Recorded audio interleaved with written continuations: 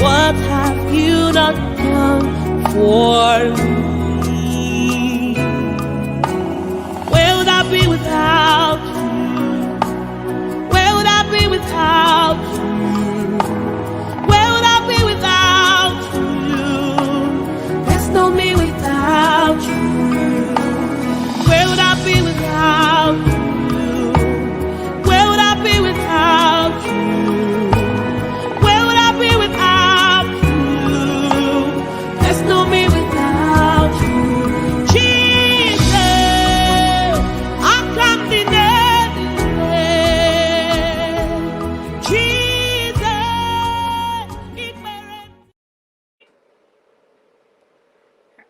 Hello, welcome viewers. It's going to be an interesting show today. You know, there's another edition on the Inside View, and today we are going to educate ourselves and learn more about, you know, the fuel that carries out, that carries, all of us. Today we are going to explore into what exactly blood is, our blood group, and also what determines, our blood types. So today, interestingly, in my research, I found out that in certain cultures, their blood type, their blood group determines, their personality and also their characteristics. So today we are going to, dive into this interesting topic. And I know that, at the end of the day, we'll all be informed and also be educated. So today on the Inside View, I have with me Mr. Ansah, who is a biomedical scientist in the UK and also, like a specialist in the blood department. So welcome, Mr. Ansah. Welcome to the Inside View. Welcome, Mr. Ansah.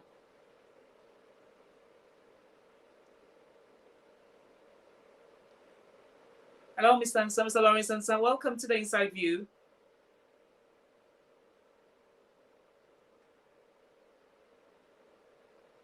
Hello? Yeah, hello. Welcome, Mr. Ansah. Hello.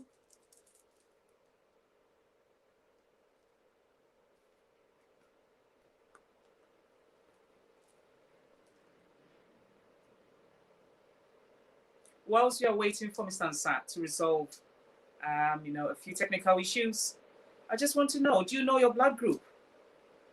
Have you, paused to ask yourself, what is my blood group? Have you ever, asked your doctors what type, is your blood? Or like what group is your blood?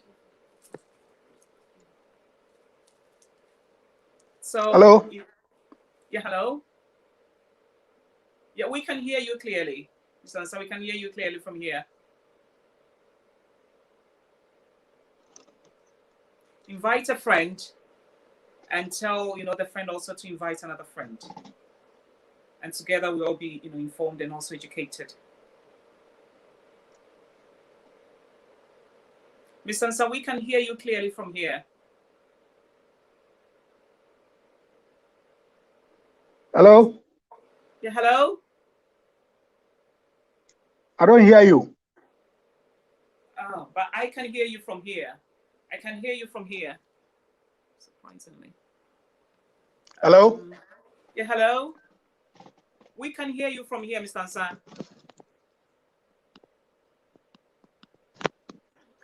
Hello? Yeah, hello, Mr. Ansah. Yeah, we can hear you from here.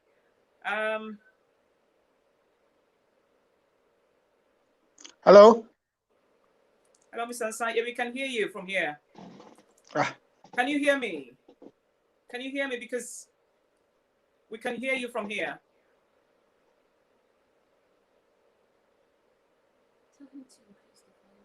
Please increase the volume on your phone and let's see. Increase the volume on your phone. I think so. Please increase the volume on your phone and let's see. Yeah. Hello? Yeah, hello.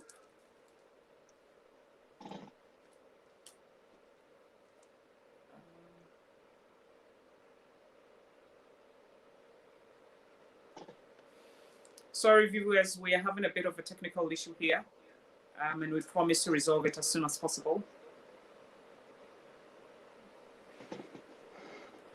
We can hear Mr. Lawrence from here, but unfortunately, he can't hear me. So we are trying to resolve it, and we do apologize for that.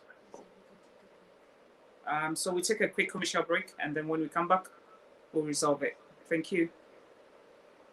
What have you not done for me? Where would I be without you? Where would I be without you? Where would I be without you? There's no me without you. Where would I be without you? Where would I be without you?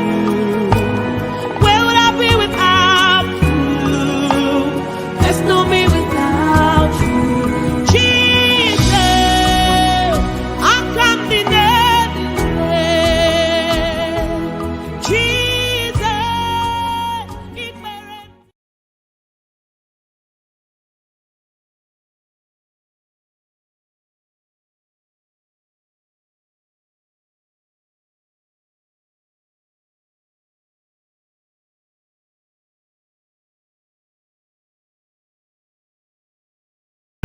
What have you not done for me? Where would I be without you? Where would I be without you?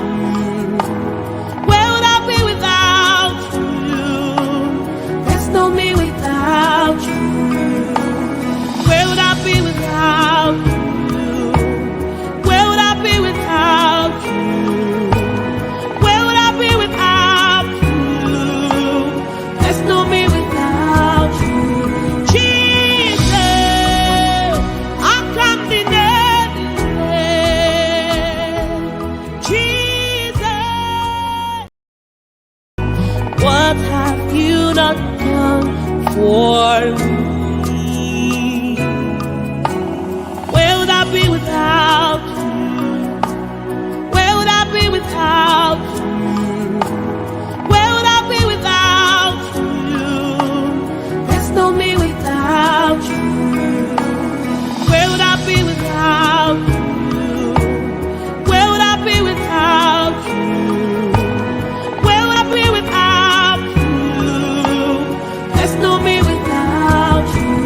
Jesus, I can't deny it. Jesus, it may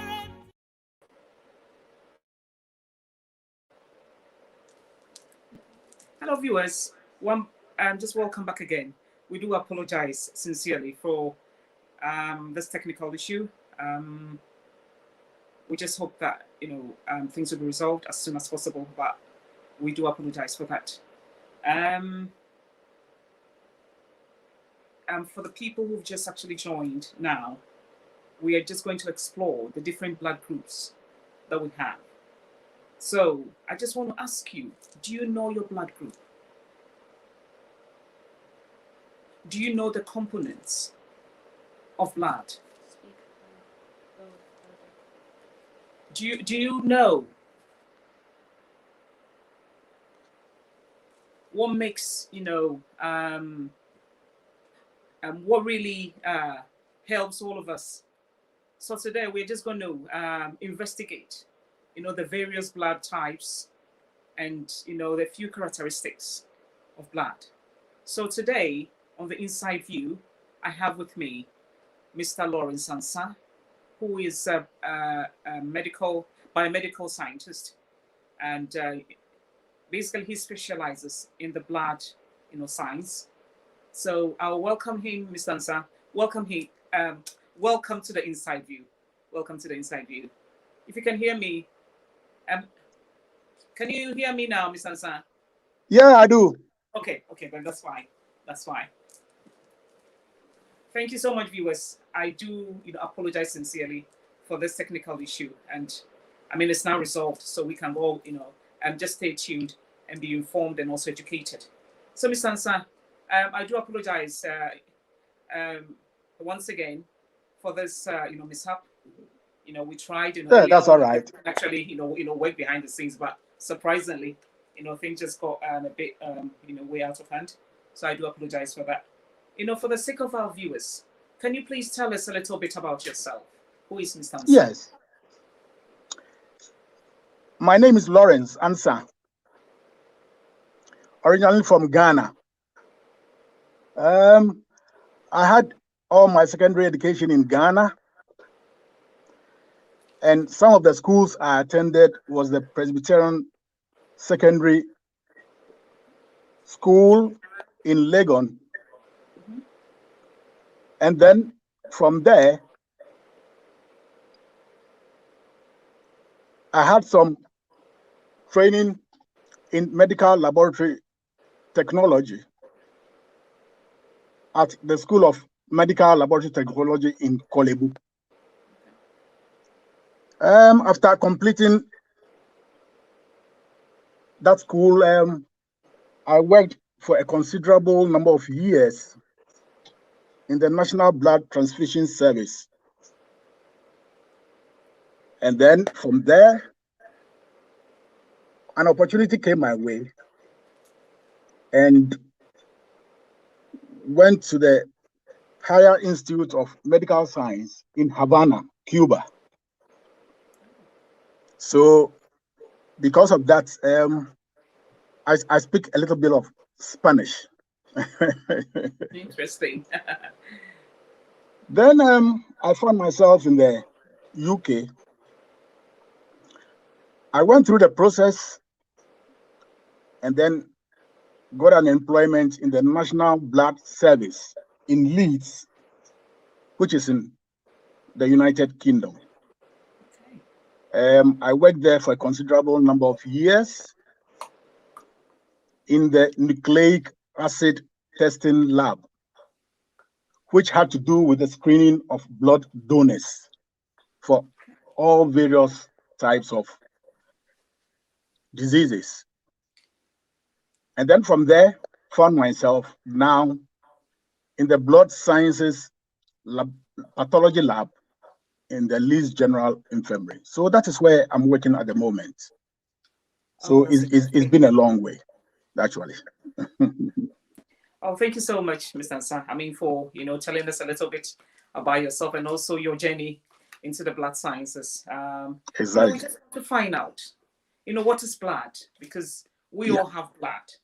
But then, today we, would want you to tell us what blood is all about, and also why is blood so important to the human body? Yeah.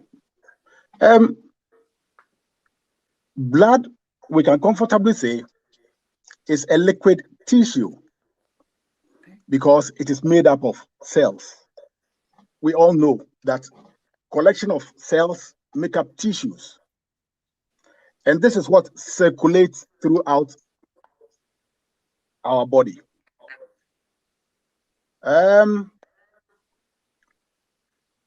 Blood plays a very important role in us.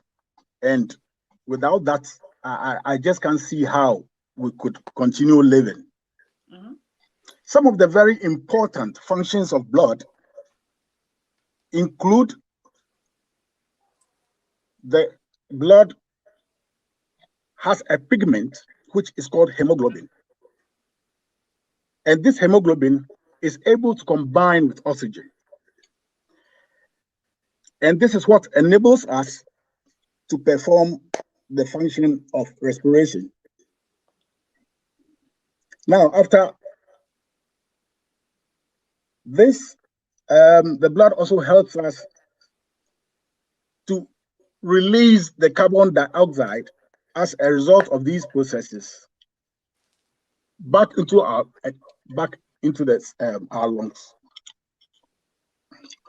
An important function of blood is also for the fact that it is through the blood that nutrients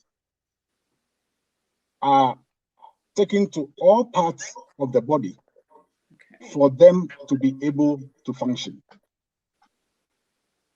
Blood, as we know, has what we call white cells, which play a very important part in the defense mechanism of our human body. So that when any foreign substance finds itself in our body and the body identifies this foreign substance, it is able to marshal soldiers, which we call antibodies, to attack them. It is in the blood also that we find components like platelets and other complex proteins, which play a very important part in the coagulation system of the human body. Okay. So when we have injuries, when there's inflammation,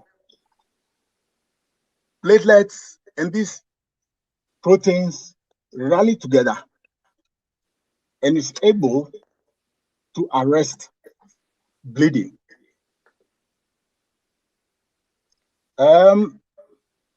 Blood also has chemical messengers like hormones and enzymes, which send signals to organs to help in the growth and development of our bodies. So, all in all, blood plays a very, very, very important role. And without that, I don't know how our human body could have functioned. Oh, okay. So that's mean, what I can say about the importance of blood. of blood. Because we know that the body is made up of like I think about over 70% of water, but then we don't know how much blood is in the body. So how do we get to know how much blood in our various bodies, like depending on the size, your weight and everything? How do you get to know the amount of blood in someone's body? How do you do it? Or like how do we know? Right. Studies have been carried out as far as the volume of blood that runs in the human body. And there's a study which was conducted by Dr. Daniel Landau. He is a hematologist and oncologist at the Florida University. And from the studies, he found out that the volume of blood that we have circulating in the body is about 1.2 to 1.5 gallons, or 4.5 to 5.5 liters of blood circulating throughout our body. Now, this blood forms about 10% of an average body weight.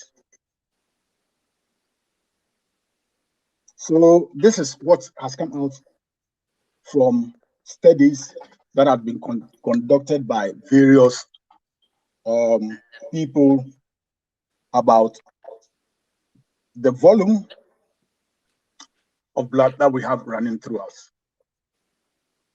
Oh, okay. Because let me digress a little bit.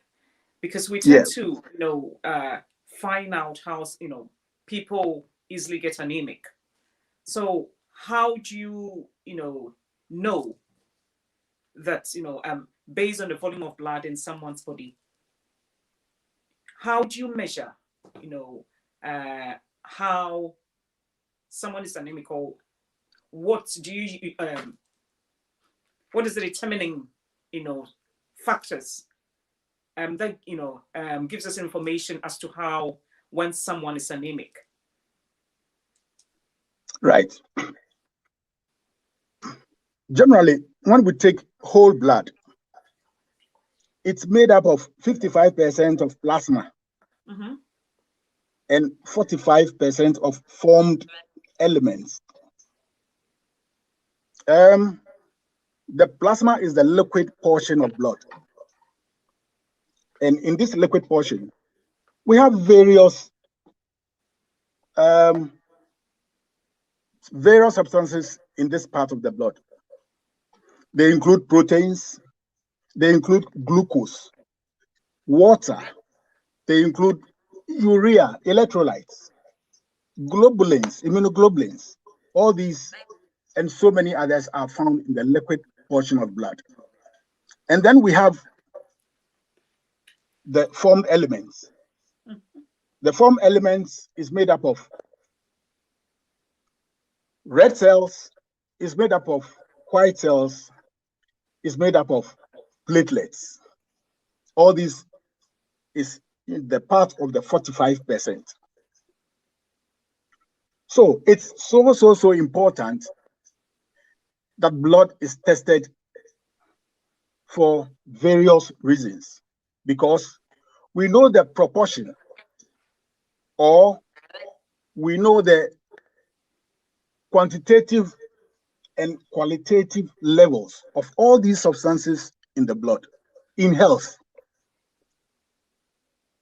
So when we are diseased, we then tend to measure these levels to help us in the prevention, diagnosis, treatment, and then monitoring of the various diseases that we come into contact with.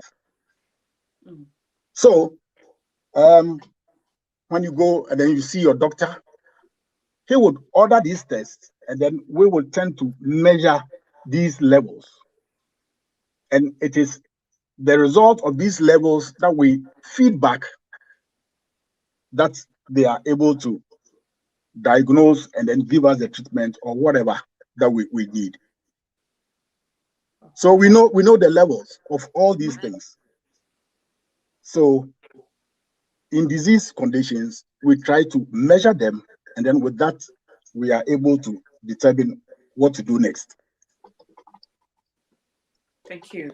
You know, having told us, much about what makes up, our blood, the volume, the quantity of blood in our bodies and whatever. Now we're coming to the. Can you increase the volume a bit? Volume. Oh, okay. Okay. Having told us, the components of blood. Yeah. Today, what determines someone's blood type, or what is blood type? What determines one's blood type? If you can actually educate us what blood type actually is and what determines one's blood type. Right. Blood type are determined by some substances that we find on the red cells. And these substances which determine the blood type are called antigens. In the year 1900,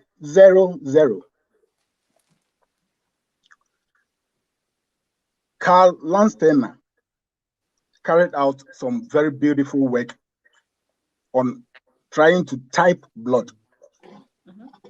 He was trying to investigate why some transfusions are successful and others are deadly.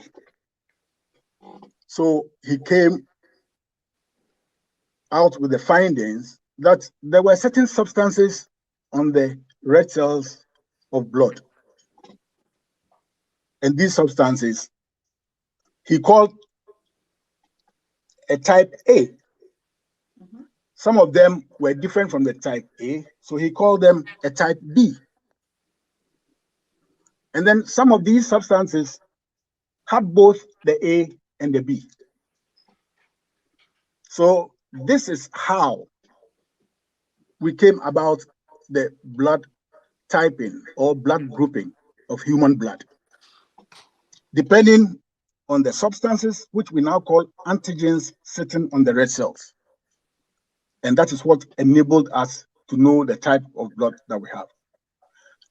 Don't let us forget that he also came and discovered that there were some blood cells which didn't have any of these substances sitting on the red cells. And that is what he came out and called blood group O. So in effect, we have a blood group type we call A because it has A antigens. We have a blood group type he called B because it had B antigens. And then another type which he called AB antigens. And a fourth type which didn't have any of these antigens sitting on the red cells. So he called blood group O. Later in his investigation, he also came across another system which he called the resource system. So he found out that some of these blood cells had this type of protein sitting on the red cells. So if one had this protein, then he called it positive.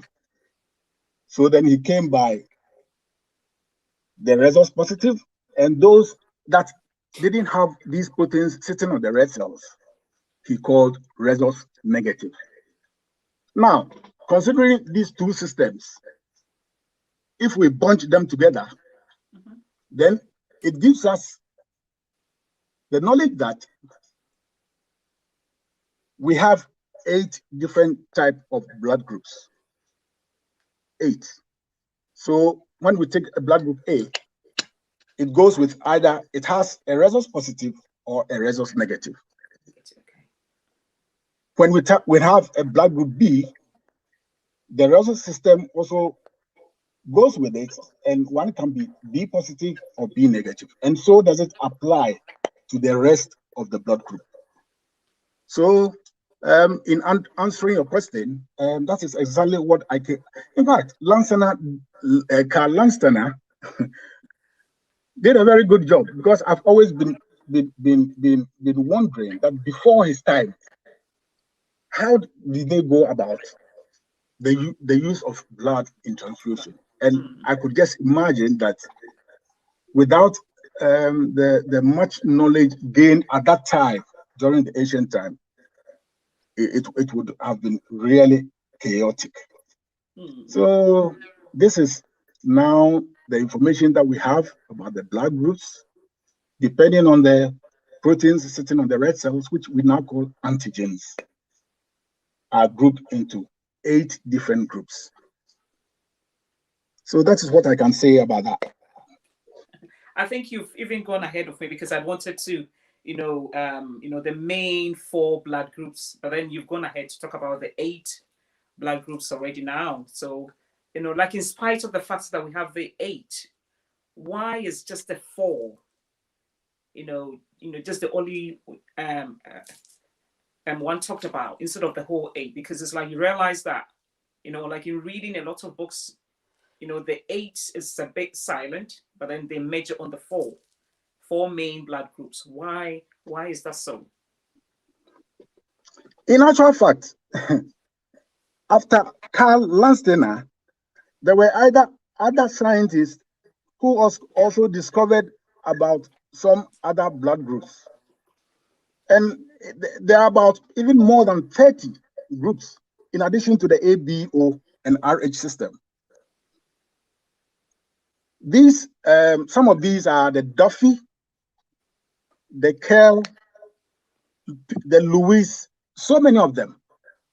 But because they are not clinically relevant, they are not that relevant, that is why we don't hear much about them. But they have been implicated for some adverse transfusion reactions and other obstetric conditions. So if that would answer your question, that is why it is the ABO and RH system that is clinically significant. That is why we always talk about ABO and resource, ABO and resource, because that is the one which is clinically significant. Significant, okay. So which blood group is the best or the healthiest, and why? Oh, the best or the healthiest? Yeah, the healthiest, and why?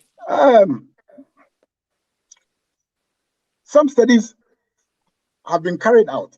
These are also studies that some people have carried out and have tried to put certain finger on the fact that blood group O's are the healthiest, because blood group O's, from the study that they conducted, were had less risk to coronary diseases. I mean, heart diseases, heart attacks, and things like that. And the blood group A's, those are the A's and the B's and the AB, were more at risk. But that is studies that people carry out. For me, I don't think that holds for every blood group.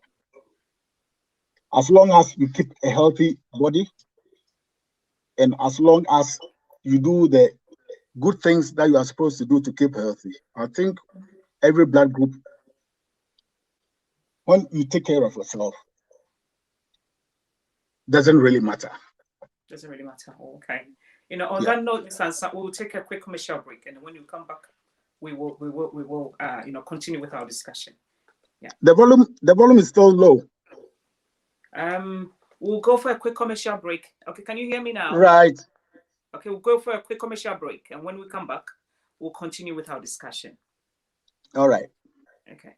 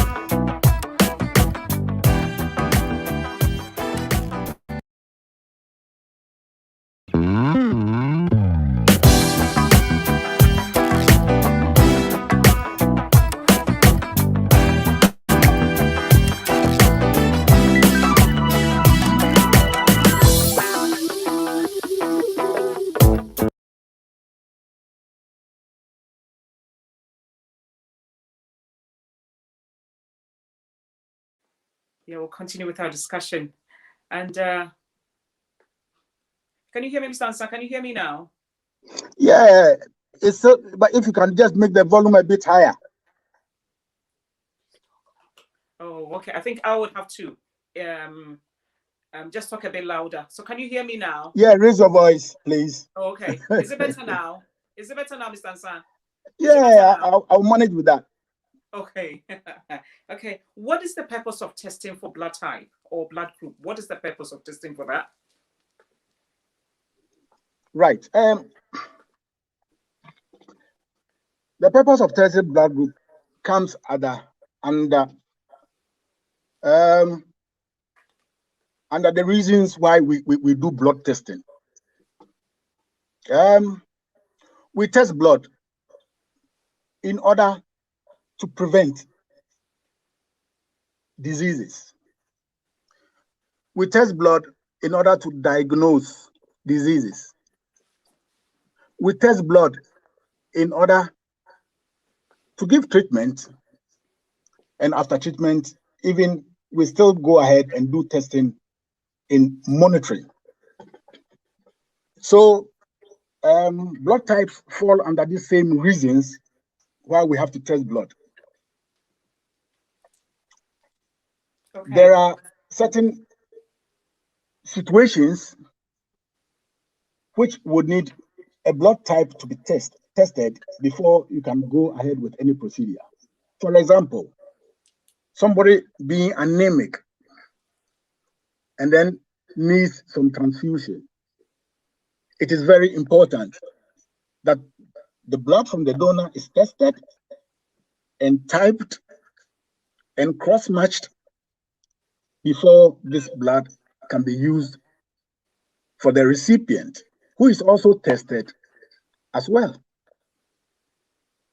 So it is very important that this testing goes ahead. Like I said, blood typing also helps in the diagnosis of certain conditions. For example, or certain situations. For example, when there are certain adverse reactions which happen, these blood have to undergo investigations, and it involves the typing of these blood to know which blood group they actually belong, including even the other blood groups that we think is not clinically important. Then we also, well, for just the purpose of knowing much more about yourself, yes, it's important that we test your blood and then know which type of blood group one belongs. Occasionally, we hear announcements being made in the media wanting certain types of blood group. So, if you know your blood group, you have tested and known your blood group. Yes, it gives you the information to offer yourself to go and help somebody who actually needs this blood for his or her survival. So that is why it is important to really have your blood tested. In any case, if you haven't had your blood tested and you don't know your blood group, well, you go to the hospital, and if there is a need for you to have it tested, it will be done in any case. So that is all that I can say about having your blood tested and why it is so important to know what type of blood group you belong. You know, as important as this topic is, do you think, as important as this topic is, do you think there's enough education in this area? Because, like a lot of people do not know their blood type, do not know, much about their blood group. So do you think there's a lot of education, like on this topic? Yes. There hasn't been so much education as such. But like I was saying, if you don't even know your blood type, and then you go to a hospital or you see your doctors and there's a need to have it done, yes, it will be done. In any case, even if you know it, and then you walk into a hospital, you can't just tell them that I'm of this blood type. So you will have your blood tested in any case, even when you already know it. So I think that is what is most important. Regardless, if you happen to be in a situation where you need to have your blood tested, it will definitely be done. But then don't you think, like in cases of accidents and where, sometimes it's so urgent for you to have a blood, transfusion, and let's say you're a bit conscious and you know your blood type, don't you think, I'm just knowing your blood type, don't you think it would be a bit easier for the, medical practitioners to attend to you instead of just taking your blood, testing and, all the long process? Don't you think you knowing it yourself will make, treatment a bit easier for yourself and also for people looking after you? But that's exactly what I'm saying. That even knowing your blood group, you can't just say you are blood group and then they go ahead to perform procedures on you with that information that you have given them. You understand what I'm saying? Yeah. There's no hospital that you go just say I'm this type of blood group, or without having the necessary checks before a medical procedure which involves blood is applied. So if you know, it is good, for personal, information about you. But what about the situation when you go to a hospital? Regardless of you knowing it, it will still be checked checked. before any medical procedure will be done. Mm. So it is important, but not so important. Not so important. I hope you get me. Yeah. Yeah. So what are the benefits of donating blood and the side effects? So what are the benefits of donating blood? Oh, there are so many benefits. And also the side effects as well. Yeah, the side effects. For the mere fact that blood donation is about saving lives of people, that alone should be sufficient. You understand what I'm saying? Yeah. Yeah, for the fact that donating a pint of blood would change somebody's life for the better, that alone is something that is so precious, both for the donor and the recipient. But having said that again, it's known that when you donate your blood, you get your system responding to produce new, fresh, and healthier blood to replace what you have lost. Mm-hmm. You understand what I mean? Yeah. So that is another medical benefit that one gets as a donor. Mm-hmm. As soon as you donate blood, your volume is replaced within 24, 48 hours. The volume is replaced. And then the cells itself might take about 6 to 8 weeks. And these are fresh, well built, fresh cells, which tend to strengthen your body's mechanisms and all the functions that the blood is involved. So you get fresh cells in, and that makes you much more healthier. So that is some of the benefits that you get as a blood donor. And I think people should really get themselves involved in this act, because, like I said, donating blood to save somebody's life or changing somebody's life for the better is the utmost thing that you can do for anybody. Oh, okay. If you have any questions or comments, please keep them coming in, and we'll read them out. And also, if you have any questions, Mr. Ansah will gladly answer all your concerning questions. Thank you. In trying to research into this topic, I came across a term called antigens, and I was just wondering what is an antigen. What is an antigen, Mr. Ansah? Yeah, right. An antigen is any substance, when introduced into the body, would elicit the production of antibodies. So an antigen is any substance. It could be a protein, it could be a chemical, it could be anything that your body recognizes as foreign. Okay. And then it would respond by producing antibodies. So that is a definition that we can give to what an antigen is. Mm-hmm. And also, any substance which, when introduced into the body, would make the immune system respond to the production of antibodies. Okay.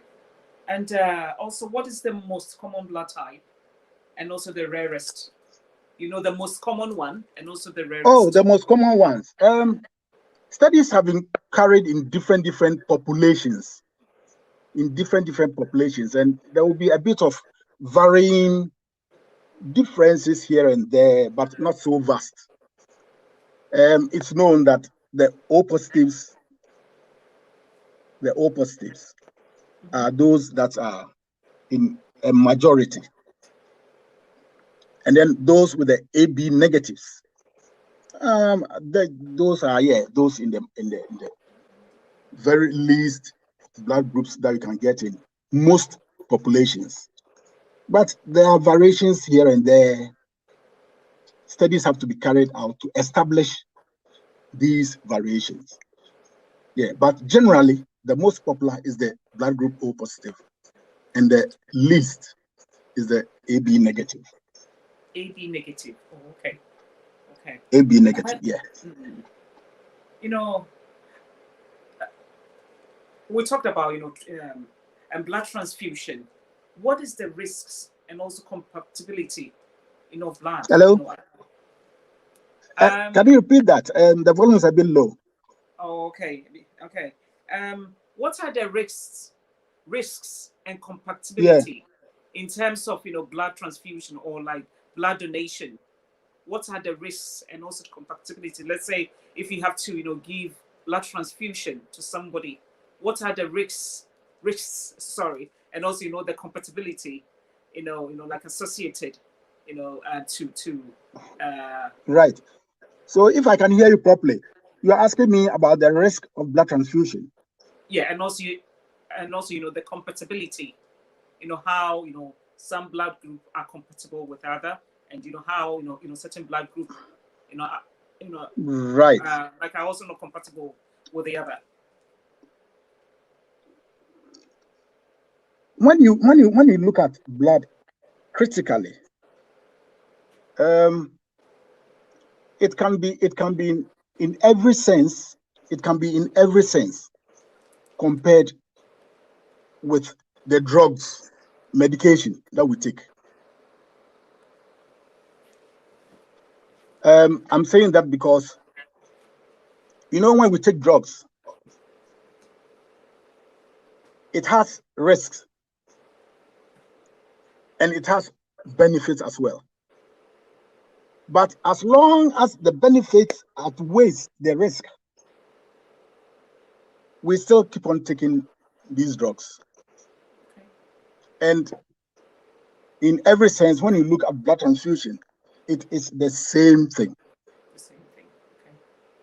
Yes, there are some risks in having blood transfusion. And one would have wished that he would have never been required to have this procedure done. But if you look at the benefits and the risk, yes, it is very, very beneficial. Because the risk is very low anyway. Science has evolved so much has been known about blood, so much is done about blood to make it so safe. So at the moment, it is appreciably safe to have blood transfusion. Although there are still some risks. Some of these risks could be some adverse transfusion reactions, which could be immediate or late. Some of these risks in the past had the transmission of certain diseases alongside the transfusion process. I mean, we all know about the diseases that get transmitted, previously when blood was, had so much to talk about. These days, like I'm saying, all these things are screened well, they are screened properly, and there's the least chance that these adverse transfusion reactions could occur. So that is all that I would say. It is so much comparable with the drugs that we take. It also has risks and benefits, but the benefits that we get from transfusion is much better. And because science has evolved so much, it is now much safer than it used to be. Mr. Ansah, Hello? I've got two questions on the line for you. Right. Yeah, I've got one from. The volume is still low, Nana. The volume is Okay. still low. Yeah, I've got one from Edmond, Kwamina Edmondson from Ghana. Oh, His question says that. So, what is the difference between blood type and hemoglobin? What is the difference between the blood type and oh, hemoglobin? the hemoglobin is a pigment in the blood which combines with oxygen to help oxygen distributed throughout the whole body. It is also a protein in its sense, but the function is different from the antigen which determines the blood type.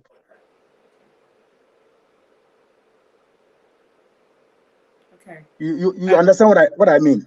Yeah.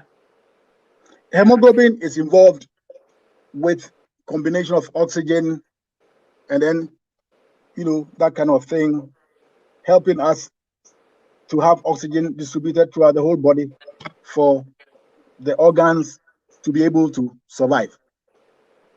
But the blood type is also another protein which has to do with just determining the type of the blood that we have. Okay. Is that enough? Um, So there's a difference between the hemoglobin and the antigen. the blood type. Okay. Yeah. Okay, thank you so much for that. And I think there's a the second question is there any difference between the blood types of the black race as against the white race? Is there difference between the blood types of the black race as against the white race? Is there any difference between the blood type? Yeah. Genetically, there are some subtle differences. But like I said, the main ones that we talk about is the ABO and the RH. And in any population, because blood groups are inherited genetically, there are certain combinations and combination of these genes will give rise to a certain type of blood groups. It is, or should I say, there are certain subtle differences. It's not because somebody is black or somebody is white that will make his blood different. No, that is not the case. But the types come about as a result of combination of these genes in the generation of any population. So there's no difference between somebody who is black, somebody who has black, who is black will have a group A, somebody who is white will have a group A, and they would all biologically, they would all have the same serological reactions. So I'm only saying that, for example, somebody with a blood group A has got antibodies B in the serum. These are inherited from birth. They are already there. And we call them naturally occurring antibodies. A white person who is a blood group A will have the same thing. There's no difference. His blood group is type A, and the antibodies which will be in his serum will be a B antibody, just like a black person. So there's no difference so far as the ABO and the RH are concerned. I think Does that answer the question? Why, yeah, because I think the reason why Kwamina, asked. I said the reason why Kwamina asked this question is because he says I'm asking this due to blood transfusion, because I think he wants to know whether maybe a black person can donate blood maybe to a white person. Is that possible? Or Oh we need yes, another race. it should be Is that possible. okay? It should be possible because um, blood goes through a whole lot of processes. There's a process we call compatibility. Yeah. And unless the blood is compatible, the donor's blood is compatible with the recipient, in every sense of the word, the transfusion can never happen.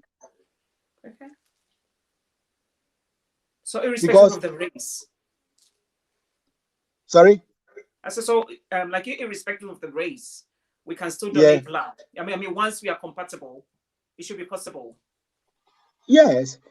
And that is the work. That is the work of the blood transfusion service. Okay.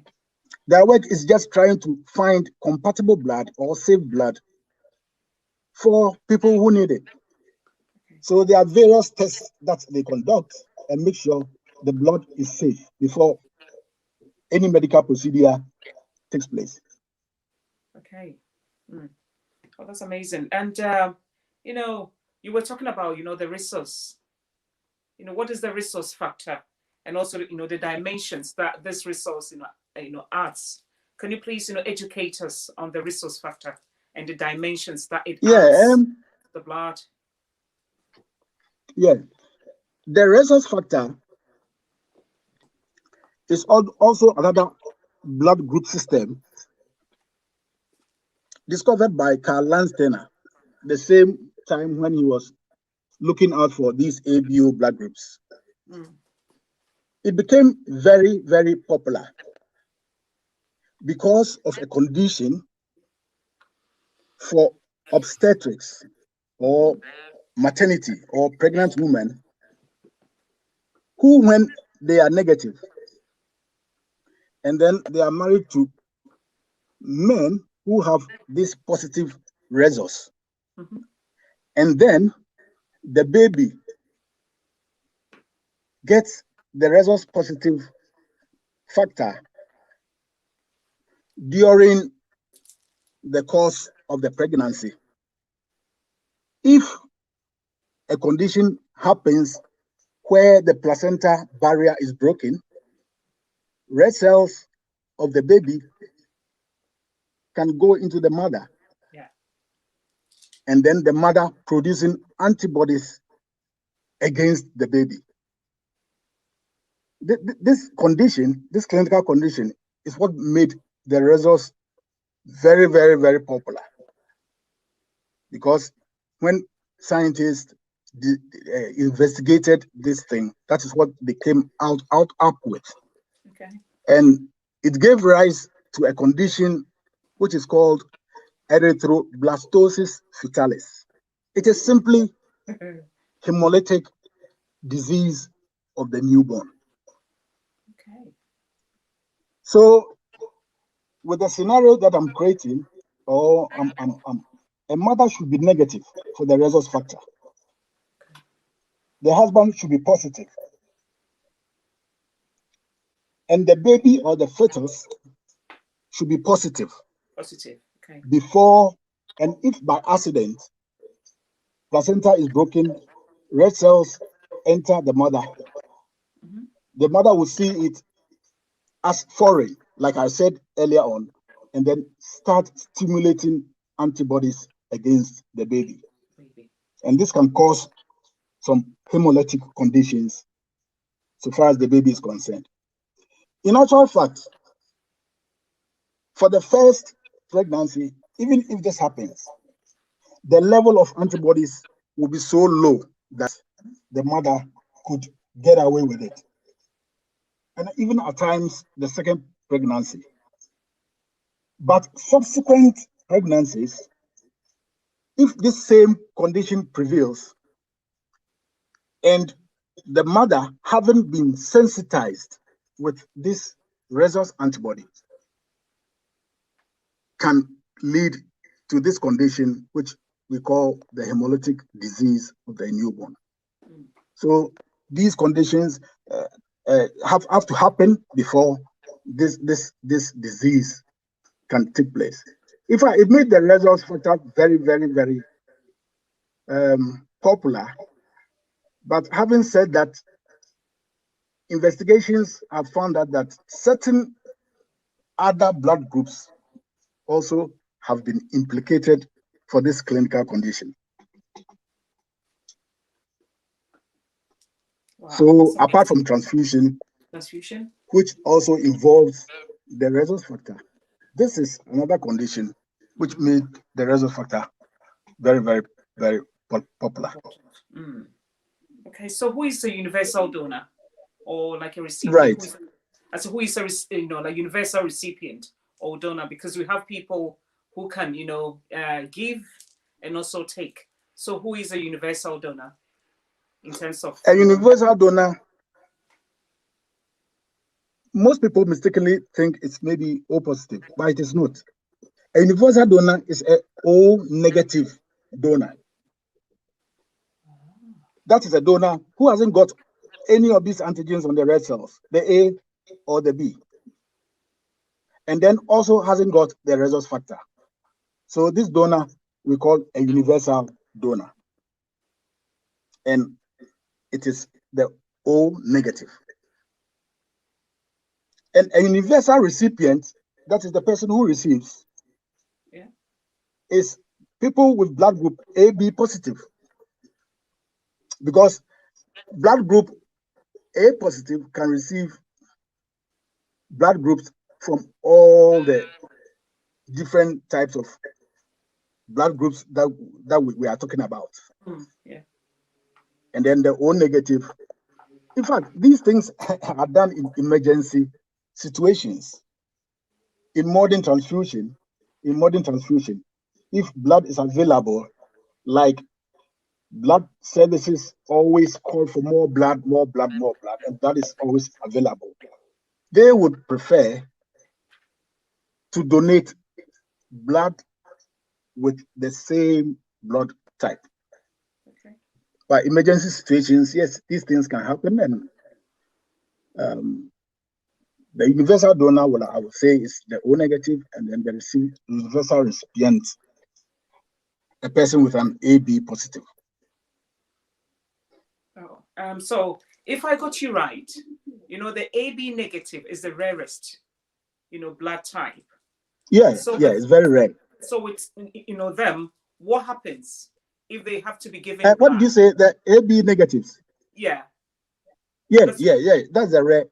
Yes. So with them, if they have to be given blood, how do you go about it?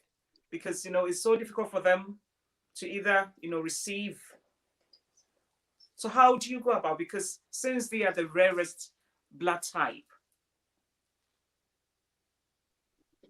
Can you say that again? With the rarest blood type, like with the rarest blood type, especially the AB negative. Yeah. If they have to receive blood, what is the procedure? Because with them, it's difficult for them to either donate blood or even receive blood, isn't it? So like somebody with an AB negative, like in the case of an emergency, what would that person do? Yeah. So like I said, in transfusion, they try as much as possible to give blood of the same blood type. So if an AB negative needs blood, he should be given AB negative. Okay.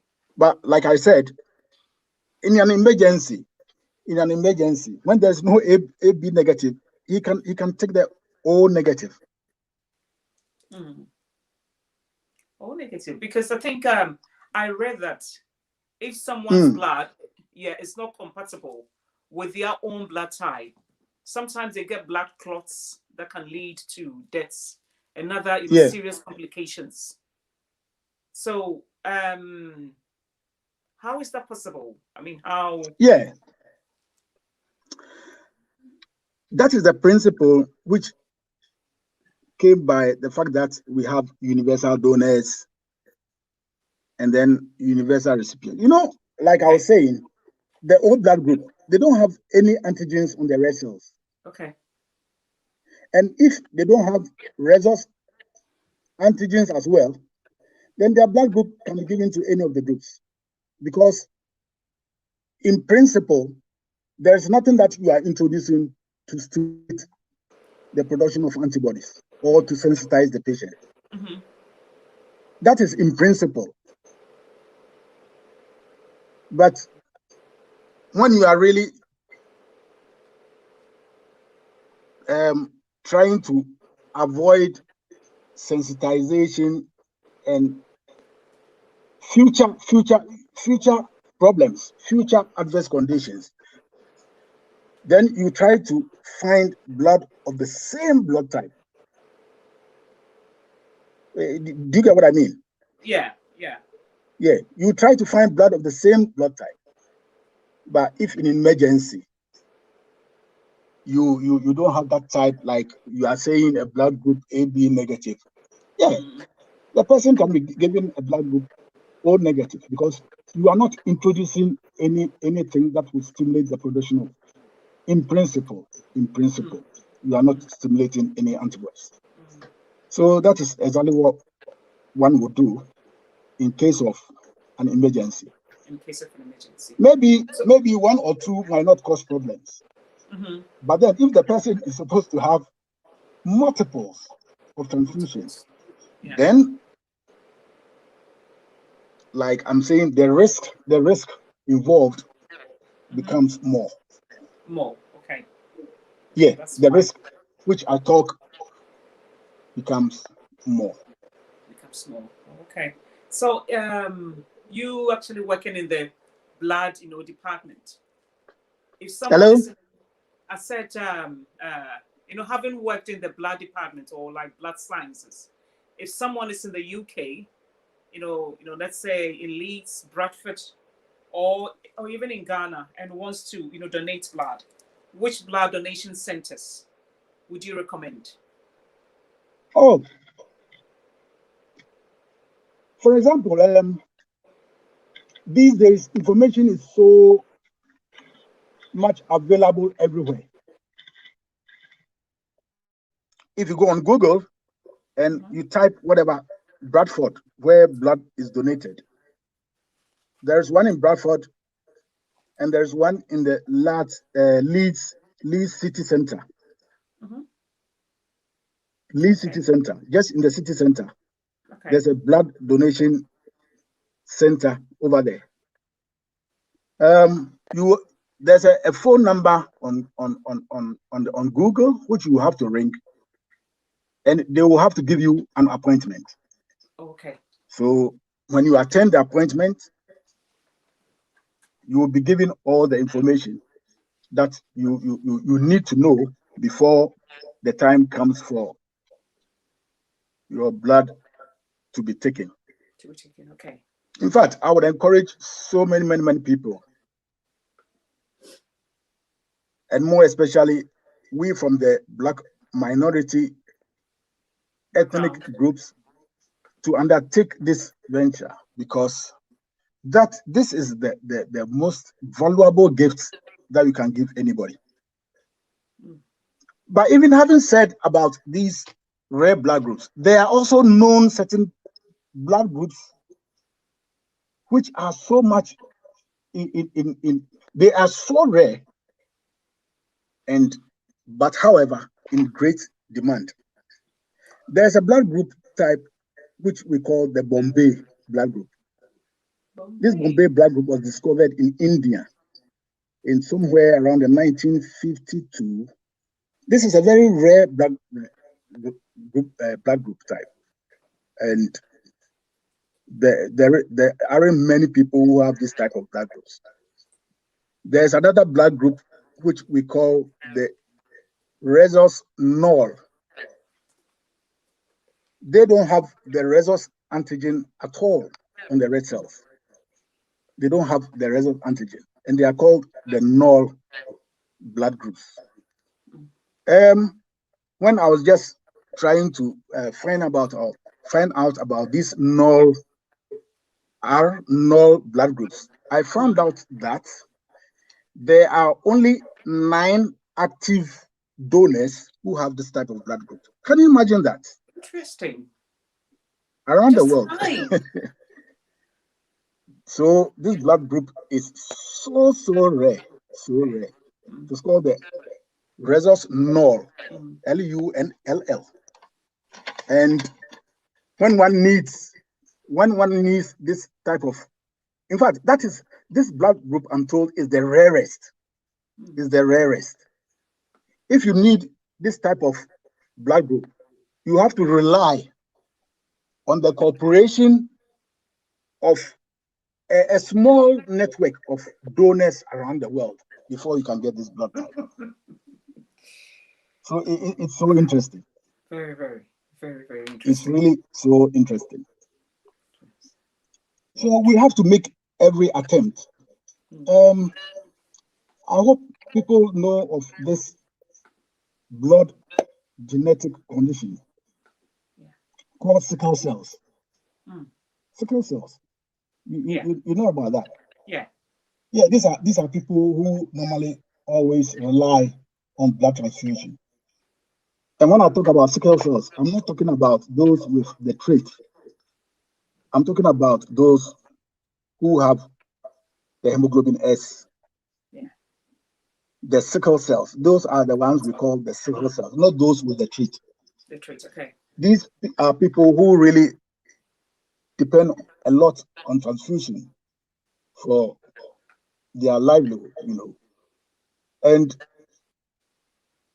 this type of genetic disorder is forever growing in the Black community, Caribbean, and minority ethnic groups. And as they are growing, that is the fastest, as is fast growing, there will be a time that these people, by no fault of theirs, will have to rely on blood to be able to live. So I would encourage all of us to really make it and make the attempt of trying to donate blood so that these people can have their lives and then carry on with what they want to do. Yeah. Oh, okay. Someone said, Naomi Asani said, wow, this is my first time of hearing, especially the Bombay and the other one that you mentioned. Yes. So about the sickle cells. Yes. No. You know, the Bombay, the Bombay blood group. And the other one that you mentioned. Yeah. So they are very, very rare. Yeah, I think people are getting educated. So thank you so much. So in a nutshell, what would you want to tell our viewers, about this blood type and how, serious we should take it? How do you want to sum the whole thing up? What do you want to, tell, our viewers? Right. We started by telling or talking about the importance of blood. Blood is so important.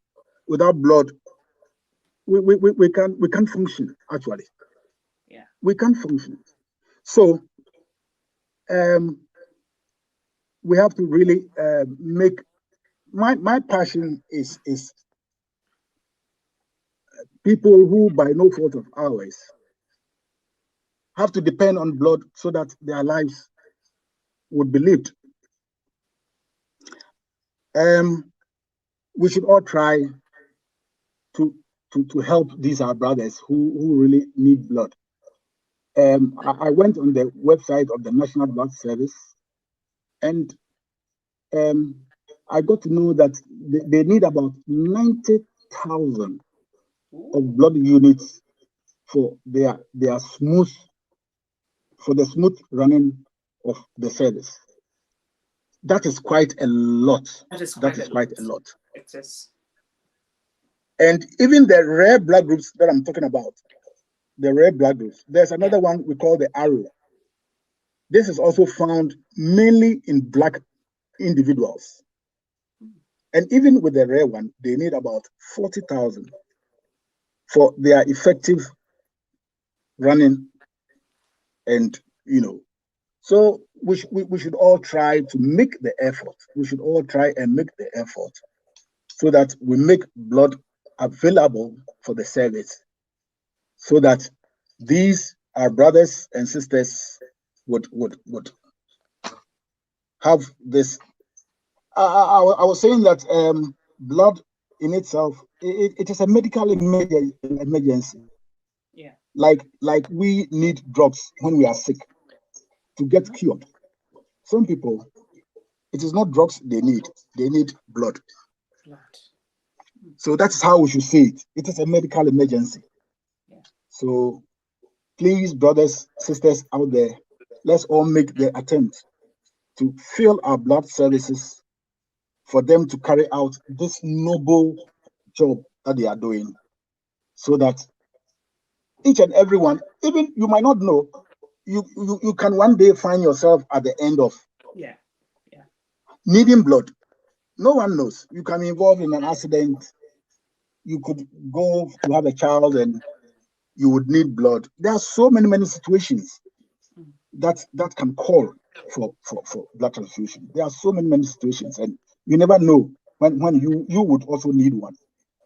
Yeah. So these days, it's, you know, the donor groups, it's people who have done this so much many times, but they are growing old and they need to get young blood donors to fill their places so that the service keeps running.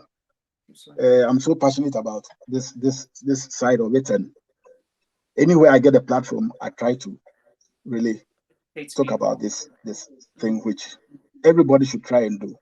It's a blessing. It's a complete blessing that what you would never know when you find yourself there. You know what? We've almost come to the end of the program, but I can't end this program without talking about this lady's question. She's called Naomi Asani. She's called. She wants to know: are ladies advised to donate blood, considering their monthly blood flow? Is it advisable for ladies to donate blood, considering their monthly blood flow? Yeah, mostly it's men who do the donation, but yes, ladies can donate blood. Ladies can donate blood. I say that because before you have a blood donation, you will be screened, and if you are not healthy and fit, you will not be allowed to donate. You understand what I mean? Yeah. So ladies can donate blood effectively. Yes, they can. And there's I know a few ladies who are in this, thing that I'm talking about. Yes, ladies can donate blood. You will be asked questions. If the questions or the answers you give is not something that will help in your donation, they'll not let you donate. For example, you go to a blood donation center, they'll check your hemoglobin level. If it's low, they will not allow you to donate and might defer you for another occasion. You understand what I mean? Yeah. So blood donation centers make sure people they look forward for the safety for a safe blood donation. They will not put your health at risk. So that is exactly what will happen. If you are not fit and healthy for you to go ahead, you will never ever be allowed to do it. Oh, okay. Yeah. Interesting. We've got amazing comments coming in. One says, "I agree with you. You are literally saving someone's life in terms of like donating blood." Yes. That is most important. Yes. Yeah. And one says, Naomi also says, just to say a big thanks to to all blood donors. You can't imagine the number of lives you have saved. I am one of them. Yeah. So there's another lady all the way from America. Nana, to cut in a little, when you donate a pint of blood, these I earlier told you that it's made up of so many components. Yeah. They can take the platelets, they can take the plasma, and then they can take the red cells. So a pint of blood can maybe save the life of about 3 patients, because there's a patient who needs only the red cells, and that will be given to that patient. There's a patient who needs only platelets, so this will be given to that person who needs platelets, and so many components. You understand? Yeah. So just 1 pint of blood and saving three people's or even more lives is I don't know how to explain it. You know, so it's so amazing these days. That is, you know, it does so many things. It does so many things. Yeah. We've got another, question also. It says from Alex again. He says, how long can blood be stored and still be used as donation for donors? How can blood be stored and still, can be used as, as donation for donors? Yeah. When you go for blood donation, there is a bag which you are bled in. Yeah. This contains an anticoagulant, which will not make the blood clot. And these days, they have certain components. There's one that I know which is called adenine. It's one of these organic compounds. This helps even to prolong the life of the blood or the red cells even longer. The longest that I know is 42 days at 2 to 6 degrees Celsius. So stored under these conditions, in this type of blood citrate, blood can be stored for up to this number of days. Wow. I'm so blown away, with this, level of information that, that you've actually shared today. I had one lady. Technically, when blood comes out of your body in its natural environment, regardless of even whatever conditions it is in, once it comes out, there are subtle changes which goes on, even under refrigeration. So I don't think people would they really allow blood to stay to that time before it is used, because if as it is getting to the end of the lifespan, certain changes also begin to happen, and blood that is donated is not left to stay for maybe 42 days before it is transfused. You understand what I mean? Yeah. So as soon as it is taken promptly, it has to be used. But technically, it can be stored for that amount of days, 42 days, in that type of anticoagulant at that type of temperature. Wow.